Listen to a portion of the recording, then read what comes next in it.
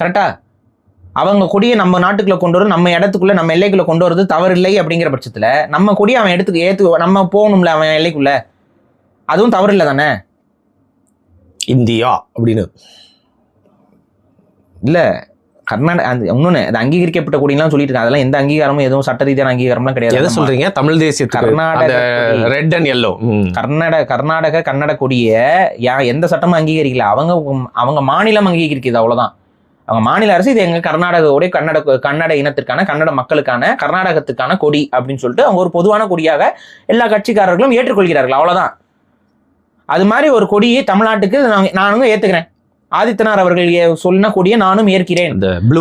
ஆமா, அந்த கொடிய தமிழ்நாட்டு கொடின்னு எடுத்துக்கிட்டீங்கல்ல, வாங்க போவோம் கர்நாடக எல்லைக்குள்ள, வாங்க. பெரும் படை கொண்ட கூட்டமா இருக்கீங்கல்ல, வாங்க போலாம் ஒரு நாள்.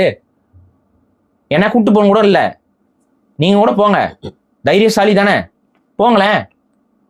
கர்நாடகர்கள் எப்படி அப்படியே உங்களை ஆரத்தி எடுத்து வரவேற்றுட்டு தான் மறுவேலை பார்க்க போறாங்க.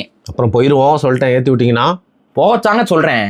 அப்படின்னாச்சும் ஏதாவது தமிழ் தேசிய உணர்வு வருதான்னு பார்ப்போம். போங்க, பாடம் எடுக்கிறீங்க, இழிவான செயல் அடோ அப்படின்னு பாடம் எடுக்க தெரியுதுல, போங்க.